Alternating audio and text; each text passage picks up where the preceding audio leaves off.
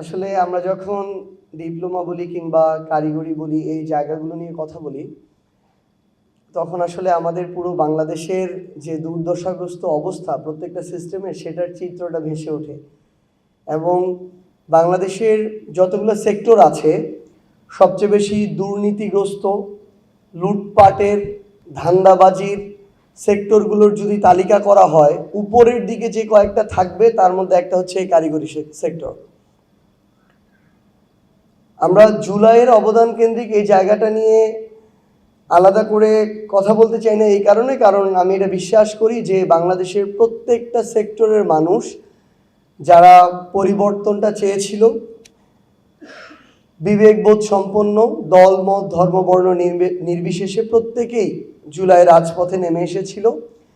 কারো অবদান কম বেশি এই জায়গাগুলো নিয়েও আলোচনা করতে চাই না, কারণ আমরা এটা মনে করি যে যার জায়গা থেকে যতটুকু করেছে ওইটুকু করেছে বলেই হয়তো গণ অভ্যুত্থানটা 5ই আগস্টে সফল হয়েছে।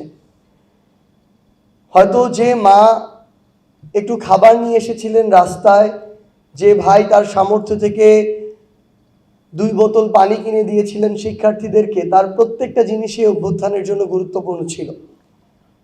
আমরা তাদের এই অবদানকে শ্রদ্ধার সাথে স্মরণ করি।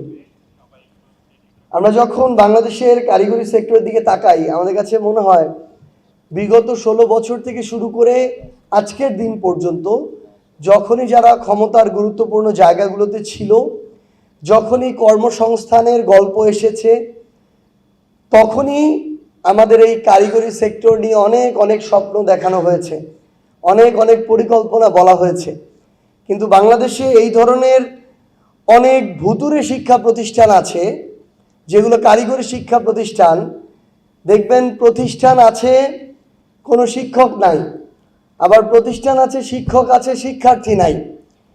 প্রতিষ্ঠান, শিক্ষক, শিক্ষার্থী সবই আছে, শিক্ষার কোনো বালাই নেই। এই ধরনের ভুতুড়ে আয়োজন আমরা এত বড় একটা সম্ভাবনাময় সেক্টরকে কেন্দ্র করে দেখেছি এবং এইভাবে আসলে লুটপাট হয়েছে। আমাদের ল্যাব বলেন, আমাদের ইনস্ট্রুমেন্ট বলেন, টেকনিক্যাল যে সাপোর্টগুলো বলেন, এগুলো কোনোটাই আসলে ন্যূনতম যতটুকু প্রয়োজন আমাদের কারিগরি শিক্ষার কোথাও ততটুকু পাওয়া যায় না। এমনকি আমরা শুনি মাঝে মাঝে যে বিদেশি অনেক ফান্ডিং আসে আমাদের স্কিল ডেভেলপমেন্টের জন্য, আমাদের জনশক্তিকে আরও শক্তিশালী জনশক্তিতে রূপান্তর করার জন্য। কিন্তু দেখা যায় এই যে বৈদেশিক ফান্ডগুলো ওই প্রতিষ্ঠান পর্যন্ত বা শিক্ষা পর্যন্ত যাওয়া তো দূরের কথা, হয়তো আমাদের নীতি নির্ধারক পর্যায়ে আমলা যারা আছেন, রাজনীতিবিদ যারা আছেন, তাদের ভাগ বাটোয়ারার মধ্যে এগুলো শেষ হয়ে যায়। এবং দুঃখজনক কিছু বিষয় হচ্ছে, আমাদের এই ডিপ্লোমা থেকে যারা আসেন কিংবা কারিগরি শিক্ষার, এটাকে অনেকটা বাংলাদেশের শিক্ষার সবচেয়ে বড় সীমাবদ্ধতা, শিক্ষার যে সিস্টেম সেটা হচ্ছে গুরুত্বপূর্ণ কিছু ধারাকে মেইন স্ট্রিম হতে দেওয়া হয়নি পরিকল্পিতভাবে। যেমন ধরেন কওমি মাদ্রাসায় লক্ষ লক্ষ শিক্ষার্থী আছে, প্রতি বছর পড়াশোনা করে, তাদেরকে এখন পর্যন্ত মেইন স্ট্রিম করতে পারেনি। আবার একইভাবে আপনি দেখেন যারা ডিপ্লোমায় পড়াশোনা করে তারা চাইলেই বাংলাদেশের যে কোনো বিশ্ববিদ্যালয়ে ভর্তি হতে পারে না।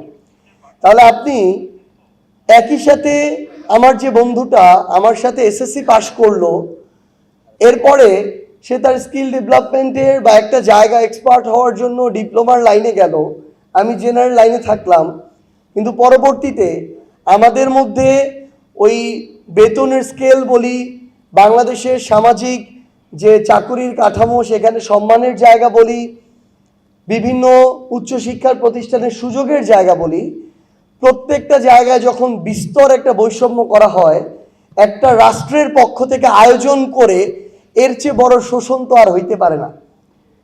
তো আমরা আহ্বান করব বর্তমান সরকারকে যে এই যে রাষ্ট্রীয় মদদে যে বৈষম্যগুলো করা হয়, এগুলো থেকে রাষ্ট্রকে, আমাদের প্রজন্মকে মুক্তি দিতে হবে।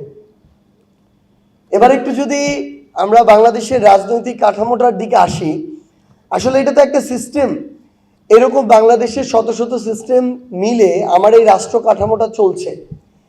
এখন আমার এই জুলাইয়ে আমার কারিগরি শিক্ষা প্রতিষ্ঠানে যে ভাইরা বোনেরা পড়াশোনা করত, আবার ডিপ্লোমাতে যে ভাইরা বোনেরা পড়াশোনা করত, তারা এই যে রক্ত দিল, জীবন দিল, এত আত্মত্যাগ, এটার মূল লক্ষ্যটা ছিল তো একটা পরিবর্তন, কাঠামোগত পরিবর্তন, যেন প্রত্যেকটা জায়গায় একটা জবাবদিহিতা তৈরি হয়। প্রত্যেকটা জায়গায় কেউ যদি অপকর্ম করে তাকে যেন শাস্তির আওতায় আনা হয়, যেন এই প্রতিষ্ঠানগুলোতে দলীয়করণ না করা হয়।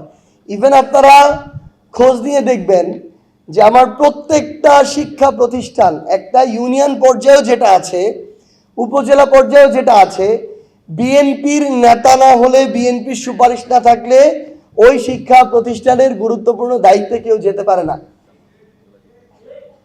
তো আমার একটা গুরুত্বপূর্ণ শিক্ষা প্রতিষ্ঠানে একটা দায়িত্বের জন্য যদি আমার বিএনপির নেতা হইতে হয়, তাহলে এর চেয়ে তো দুর্ভাগ্যজনক কোনো কিছু হইতে পারে না। আবার আপনারা দেখবেন প্রত্যেকটা জায়গায় নতুন করে একটা স্বজন প্রীতি শুরু হয়েছে। এই স্বজন প্রীতিটা হচ্ছে আমাদের বর্তমানে যারা ক্ষমতাসীন রাজনৈতিক দল, তাদের ছেলে হইতে হবে, মেয়ে হইতে হবে, আত্মীয় স্বজন হইতে হবে, বেয়াই হইতে হবে। এটা যদি না হয় আপনি গুরুত্বপূর্ণ কোনো জায়গায় নিয়োগ পাবেন না। এস আলম বাংলাদেশ থেকে হাজার হাজার কোটি টাকা লুটপাট করলো। এস আলমকে বিএনপি পুনর্বাসন সরাসরি করতে পারছিল না দেখে এস আলমের বেআইকে আবার বাংলাদেশের ব্যাংকে পুনর্বাসনের মধ্য দিয়ে এস আলমকে পুনর্বাসন করা হচ্ছে। আমরা জানতে পারছি যে এই সামিট আওয়ামী লীগের কেশিয়ার হিসেবে হাজার হাজার কোটি টাকা দেশ থেকে লুটপাট করেছে। সেই সামিটকে কিভাবে আবার দেশে পুনর্বাসন করা যায়, ফিরিয়ে আনা যায়, অর্থনীতি তাদের হাতে তুলে দেওয়া যায়, এটার জন্য বিএনপি সরকার এবং তাদের কিছু গুরুত্বপূর্ণ মন্ত্রী নতুন করে পলিসি তৈরি করছে শুধু তাদেরকে পুনর্বাসন করার জন্য। শেখ হাসিনাও এই কাজ করত। যেমন শেখ হাসিনা আদানির মাধ্যমে মোদিকে তার ক্ষমতায় টিকে থাকার জন্য ফি দিত, এটা ছিল ক্যাপাসিটি চার্জের মাধ্যমে। এর মধ্য দিয়ে শেখ হাসিনা ক্ষমতায় টিকে ছিল। আমরা জানি না যে এই যে সামিট, যেই সামিট আওয়ামী লীগের কেশিয়ার ছিল, সেই সামিটকে কেন বিএনপি লাগবে, কেন আবার অর্থনৈতিকভাবে পুনর্বাসন করতে চায়, লিঙ্ক আপটা কোথায়, শেকড়টা এক জায়গায় কিনা, এই জিনিসটা পুরো বাংলাদেশের মানুষ এখন বিএনপির কাছে জানতে চায়। আমরা যখন তাদের মন্ত্রীদের সরাসরি নাম বলি, প্রধানমন্ত্রীর নাম বলি, তখন আসলে তাদের মাথা ঠিক থাকে না। মাথা ঠিক থাকে না দেখে যখন আমাদের ভাই আলিফের চোখ তুলে নেওয়া হলো এবং তার প্রতিবাদে একটু আগে প্রেস ক্লাবের সামনে আমাদের ন্যাশনাল ওলামা অ্যালায়েন্স একটা প্রতিবাদ কর্মসূচি করার জন্য দাঁড়িয়েছিল। আমাদের সেই প্রতিবাদ কর্মসূচিতে বিএনপি, ছাত্রদল, যুবদলের কিছু তথাকথিত নেতাকর্মী সন্ত্রাসী কায়দায় বিভিন্ন নামে এসে তারা হামলা করেছে। আওয়ামী লীগের সময়ে, আওয়ামী লীগের 16-17 বছরে প্রেস ক্লাবের সামনে প্রতিবাদ কর্মসূচিতে আওয়ামী লীগ হামলা করা শুরু করেছিল 14 সালের পর থেকে, 15 সালের পর থেকে, প্রায় 5-6 বছর পর থেকে। আর বিএনপি হামলা করা শুরু করলো 5-6 মাস পর থেকে। তাহলে বিএনপি মানে আসলে ভিতরে কি চলছে, কে তাদেরকে চালাচ্ছে, তারা কি করতে চায়, এটা কি সবার আগে বাংলাদেশ নাকি আসলে টেক ব্যাক বাংলাদেশ, এই জিনিসগুলো আমরা জানতে চাই। আমরা বিএনপিকে বলতে চাই, আপনি যদি মনে করেন ছাত্রদল, যুবদলকে ক্যাডার বাহিনী, সন্ত্রাসী বাহিনী হিসেবে ব্যবহার করে আপনি মানুষের বাক স্বাধীনতা হরণ করবেন, গলা টিপে ধরবেন, কথা বলতে দিবেন না, তাহলে এটা বিএনপির জন্য হিতে বিপরীত হবে। 24-এর অভ্যুত্থানে 15 জুলাই ঢাকা বিশ্ববিদ্যালয়ে ছাত্রলীগ, যুবলীগের সন্ত্রাসী ক্যাডাররা শিক্ষার্থীদের উপরে রক্তাক্ত হামলা করে এবং সেই হামলার মধ্য দিয়ে শেখ হাসিনার পতনের যে ঘণ্টাধ্বনি সেটা কিন্তু বেজে যায়। এবং ওই দিন বাংলাদেশে ছাত্রলীগকে ঢাকা বিশ্ববিদ্যালয় থেকে সহ ওই দিনই বাংলাদেশের বিভিন্ন বিশ্ববিদ্যালয় থেকে বিতাড়িত করা হয়।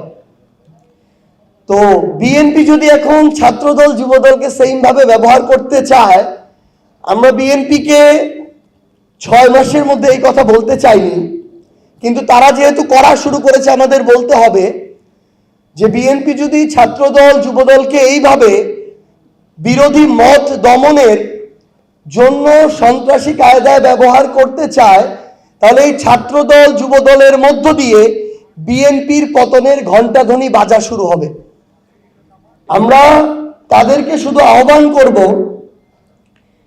যে আপনারা বিগত 2-3 দিন ধরে যেটা করেছেন, এগুলো হচ্ছে স্বৈরাচারের পথে হাঁটার ধাপ।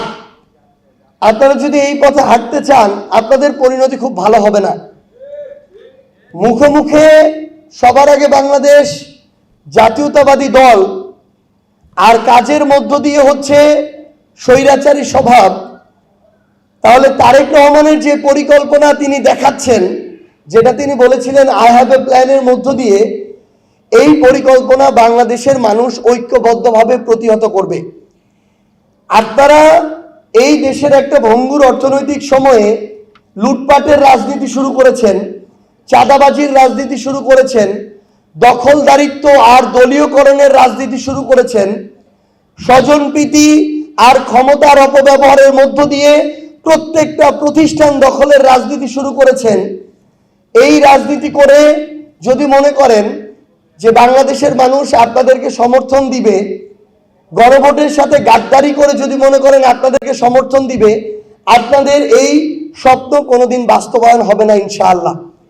আমরা আপনাদেরকে শুধু এটুকু বলে যাই, জুলাইয়ের আমাদের লড়াইটা শেষ হয়নি। 5ই আগস্ট পর্যন্ত এটা ছিল একটা ধাপ, একটা অধ্যায়।